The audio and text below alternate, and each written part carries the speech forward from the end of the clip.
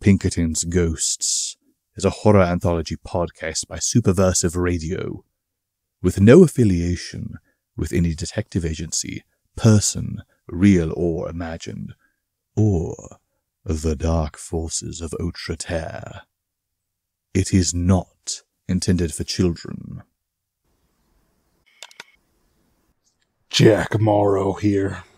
I am making contact at Dead Drop 76 Reno to report a strange event.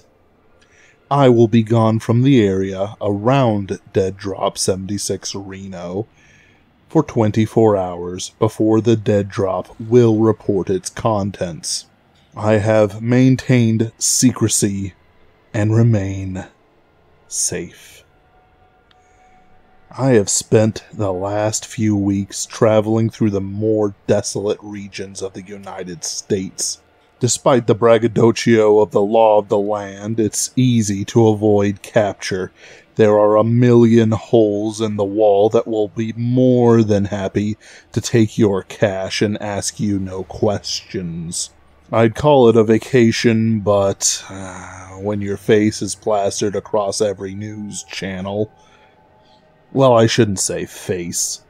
Apparently someone caught about 1/4 or so of my profile in a cell phone picture. Not that people haven't tried to describe the rest of my face, but their attempts are insulting, at best. Well, I'm also here to report that the rumor in the supernatural community is that the Paranormal Pinkertons are the cause of it because we screwed over, well, that part's a matter of opinion. No one's a fan of necromancers except their resurrected mother, but they're, as a group, influential. A lot of people want to talk to the dead looking for wisdom. Most of the time, it's sleight of hand and a Bluetooth speaker. Necromancers can do it. Never mind the cost to their soul. Never mind the hell they know will be waiting for them. Their targets for raising are very clear on that. It's the old phrase, what's one more link in the chain? Maybe they'll even pull out some better to reign in hell. Pathetic. Jim should hunt them down rather than go on dates. 2 nights ago, I pulled over to an out-of-the-way gas station. The kind that isn't a police substation. The services of places like Quick Trip are sublime. But they cater pretty heavily to the local police and emergency services.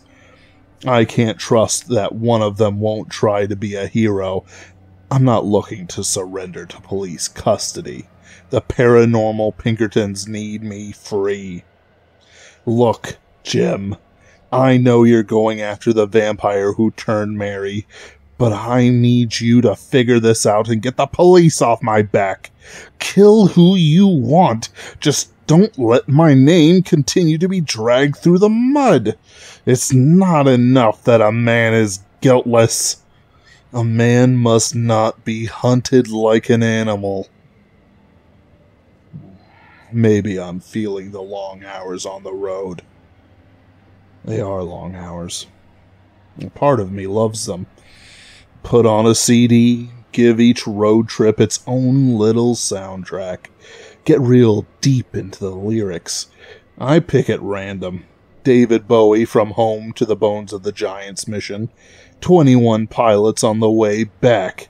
Biggie Smalls down to New Orleans. I accidentally picked up a Yoko album for the way back, so that trip was whatever I could pick up on the radio. That CD is somewhere just outside the French district, rotting in a culvert if we're lucky. After that, I keep a couple of Bowies around, just in case my reason fails to read the album cover. His death should have been a warning that 2016 would be a terrible year, and the start of terrible years. Yeah, a good leader isn't enough. They need people around them who won't betray them for 20 pieces of silver. Or a fat enough book deal. I sometimes wonder how many Pinkerton officers turned rather than accept a virtuous and even martyrly death. How many are still out there? Did they join other organizations? None of them joined DAYS or the Security Commission, and there were some faces I missed in Chicago underbelly. A long drive is a long time to think, yeah? Yeah. A lot to think about. The gas station I stopped at was a dingy affair, but still open well past 9 p.m. It said cash only, which warmed the cockles of my heart. It looked like one of those knockoff brands. Instead of a Sinclair dinosaur, it was a coiled snake. Fair enough. It still surprises me that people prefer Quick Trip over Quick Trip. I found the place empty, a triple pump in front of a single building. The fluorescent lights burned the dark away, but I couldn't see the stars behind or above it. On the left, I could see the particular hulking blackness of mountains. Their weight oppressed me. On the right, I saw nothing. It was night. The fluorescent lights were ruining my night vision. I felt unsafe. The mountains held back things I couldn't kill, and the plains were just death. I was standing on a ramp between an oppressive too much and a free nothing. I stood outside the Unismasher holding my hat to my head. The other hand held a gun. Nothing came out. Nothing moved. Still, I felt watched. Maybe the things beyond the mountains were just a false positive on the Californians. I walked in on the one-eyed attendant mopping the floor. Hey man, 5 minutes, you gotta be gone. I need the gas, and I'll pay cash, never mind the change. Sound good? He shook his head. Let me see if we even have gas. Homeward bound. He walked behind the counter and checked the computer. Yeah, we can deal. You can say that. I have a regular, though. When he's done, I jet. Got a long drive ahead of me. Well, I ain't driving. Lucky. I gotta fill my tank. Regular. Unleaded. Sorry, man. All I've got is the good stuff. Bad shipments. I'll throw in an energy drink and your choice of expired taquitos. Whatever. It wouldn't hurt my car any. My cup runneth over. What's the price? The man's hawkish nose sniffed. He didn't seem offended, just unsatisfied. My mom could give you a fortune if that's a better trade. What? A fortune. She's good at it. My hand was at my 911 without me thinking about it. The place had felt bigger than the outside allowed, but my spatial awareness was never geared to that sort of thing. Everything's bigger on the inside if you spend a couple months a year in a bunker. Sure enough, down the hall, and acting like she hadn't not been there a minute ago, was a woman. She had no crystal ball, but a deck of cards. No, not cards. Sticks. My 1911 was up and out. The two didn't move, shocked or otherwise. Look, I'll pay cash money to trade for gas, but not my soul. It's not something I can give away.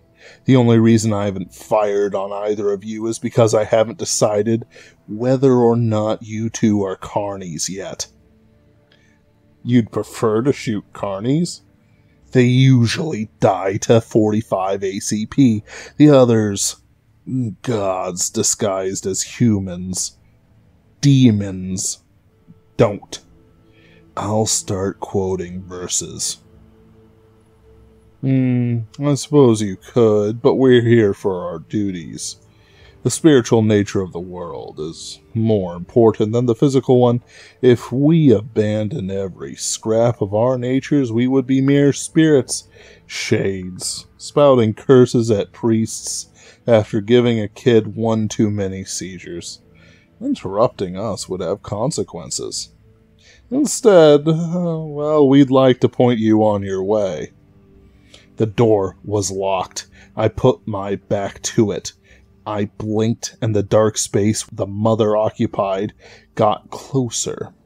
Before, she was at the end of the hallway, with the bathrooms to her left. Now she had reign over the snack aisle. I'm not. You initiated with us. Just for gas. We give you a fortune. You get the gas. Go free. No more, no less. Those taquitos sound better than ever. Not on the table. They'd have turned into snakes 15 minutes on if you didn't say grace over them. Maybe one super long cobra if you took the box. Whatever was allowed. I shot my gun at the glass door. The bullet didn't break through. Instead, it floated, as if the glass was water and the lead was a little submarine. A curse for gas. I'd rather push. The man smiled. A part of him enjoyed this. I had been hooked. There would be suffering because I chose to gas up here instead of some other desert oasis. A doom for gas. Or if you prefer, a piece of knowledge. And it will increase the pain of my life. Yes, immensely so. But the gas is real. It is the highest quality gasoline that has ever been pumped. Only the best. Our duties require it. It's almost wasted on you. It will run out like a normal tank of gas and give no ill effects. You think that our high priests weren't rewarded with power, beautiful women, and more? It's real. A car that has brought so many to ruination deserves pampering. Death is tiring business. I refuse. I don't recommend it. I refuse. Pain is less eternal than death. We will release you at the end of the fortune. Something was happening outside. There were lights in the far distance. I did not want to be here when it came. The demon would argue with me until it did. Who knew then? I accept. The one-eyed man gestured at the chair in front of the table. I shook my head. The gun was pointed at him. The woman's eyes were veiled. They remained so, but I could feel them look at me. I was backed against the door. I flattened myself like a snake had manifested at my feet. She was very close now. I was pressed against the glass of the door by the lip of the table. A thing that stayed in the stark shadows only fluorescent lights could fling rose behind the Unismasher. A clawed hand opened the gas cap. Gem-studded gold rings wound around the fingers. Another richly apparelled shadow hand picked up the nozzle and inserted it into the hole. I smelled heady, aromatic smoke and turned to face the demon. She did not bother to look at her cards. She never needed them. I had seen too much of the show. Therefore, she did not bother with the effort of mesmerizing me. Secret knowledge is known to me, and I can give it out for a price. The price will be suffering. The gasoline is just good negotiation. You and your mother will be given a choice. A decision will be made. And the contracts, all contracts, will be fulfilled to the letter. She's alive? Yes, her free will is intact. Hell is not death. The final moment has not been rung yet. I could pull her out. But then, I still didn't know the full reason why she went down. Supposedly, she descended to break a curse, but I had too many questions. I shook my head. The fragrances were pulling at my mind. Is that all? Grigory Horvath knows the secret. To what? What will you bargain? I refuse. Wise. The secret to my mother's imprisonment in hell. That is implicit. I can't trust a word of this. A bell dinged behind the counter. I saw the hands emerge once more from the shadows. The gas cap was replaced on the Unismasher, and the nozzle put back on the pump. The letter has been fulfilled. You may go. The doors clicked, and I fell out of the building. The golden light was too close. It moved at speed and stopped at the pump opposite my car. It was a golden 18-wheeler with it was a barge. A barge with a dead thing lying on it. No, it was just a play act. For who? For what? The man with one eye grabbed my shoulder. He was meant to inhabit the sun. He was meant to burn. Instead, the lickspittles threw him down and wounded his essence. He is still there, dreaming of sunspots and solar flares. Look upon the true Lord of the Sun. I screamed. It burned! It burned! I still feel it. My flesh, entirely whole, untouched, perfect, but my soul burned. I was on my knees. I was not just looking at the sun. I was surrounded by the sun, in the sun, devoured by the sun. It was spiritual potential unchecked. A hand covered my eyes, and I knew no more. A coyote was biting my boot. I kicked him off me and got to my feet. I didn't want to go out into the sunshine, but I did. It did not burn, but warmed me. I gave thanks for it, not to some demon masquerading, but to God Almighty. Thankfulness and gratitude are a tonic for anxiety. The tank of the Unismasher was full of gas. The car ran smooth through the many miles to come. I had no peace. I have no peace. I turned up the music. I turned the AC on and off. I got out and did laps around a nature reserve until I nearly collapsed. I even thought to go to California. See Jim Donavan, clear my name directly, even if it was risky. But I couldn't. It was a lie. The demons were lying. They always lie. Everything they say is a lie. It's an attack on the soul every second of every day. Anything and everything to drive a wedge between man and the living God. Even their truth leads to sin. But the thought that my mother might be alive, and that Grigory Horvath knew something. It's a lie, a lie, a lie, lie. Damn it. I can't stand it. Jack Morrow, out.